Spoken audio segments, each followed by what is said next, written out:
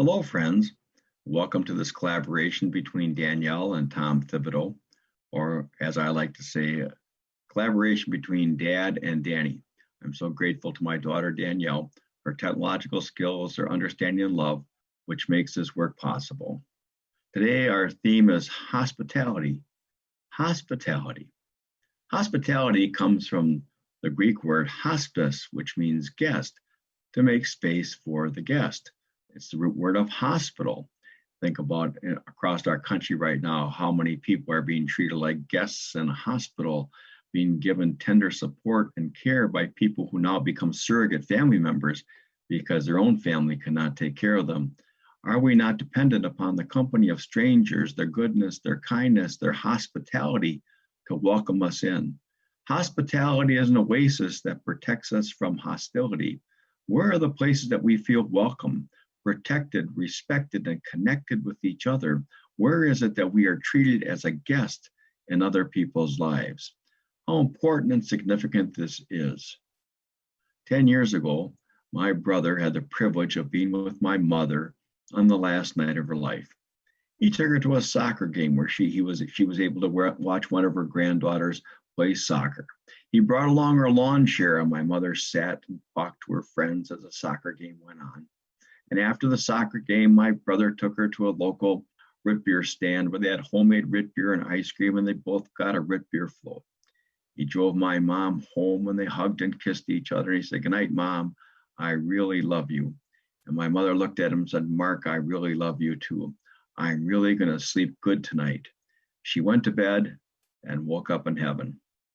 3 days later, we gathered for her funeral.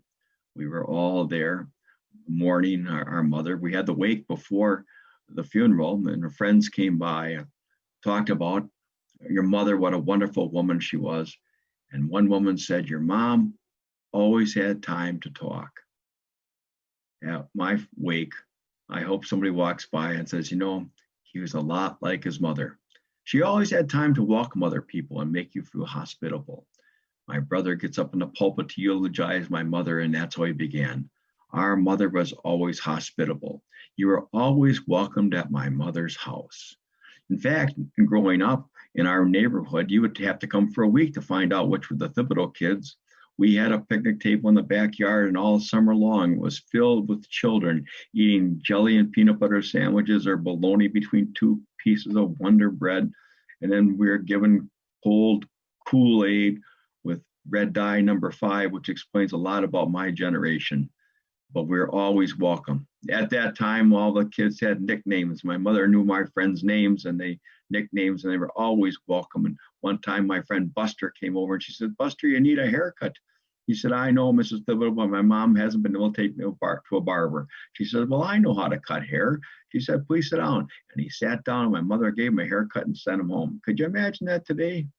And when Buster came home with his hair cut, his mother was so grateful. She called and thanked my mom.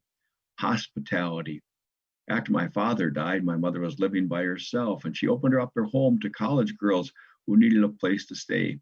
She couldn't help herself but to be hospitable. When the mailman would come, and you have to come to a rolling stop, or she'd be out there with a cup of coffee, and the meter man who checked the electrical always got cookies. She could not help herself to be but hospitable.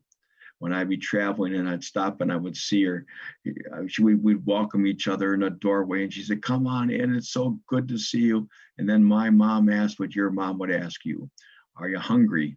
And I said, "No." So she sat down and made me a sandwich. Isn't it amazing? If I said I was hungry, she'd have made a whole meal. She couldn't help herself but to want to feed us, bring us around the table, and make us feel welcome. I think right now, many of us are feeling a sense of isolation because we cannot sit around a common table, share our stories, and just be guests in each other's lives. But my brother said, hospitality is predicated on generosity. You will not give people the time of day unless you have a generous spirit, generosity of kindness and patience and understanding, a generosity of compassion and thoughtfulness. And then he looked at the grandchildren and said, "Grandma would always ask me at Christmas, how much can I afford to give the grandchildren?" He said she was on a fixed income and I took care of her finances. So I know she didn't have a lot. And I would say, well, mother, maybe $5. And she said, can I give him 20? Then he said, did you notice? You always got 20. Grandma couldn't help herself but to be generous. She wanted to be generous because this was who she was. She kept nothing for herself. It was not about selfishness. It's like selflessness. And she wanted other people to be happy. But then he looked at all of us and said, but generosity is predicated on gratitude. You will not be generous unless you begin to recognize that everything you have is a gift. And that's how Mother lived. She'd be driving downtown Wisconsin Rapids and she'd see an open space in front of the dollar store and she thought God had prearranged for her to go shopping.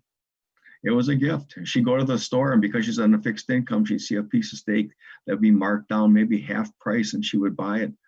And then she would go home and she would call a friend because who wants to eat a wonderful steak dinner by themselves? But you're so grateful for everything that you gave her. It was a gift.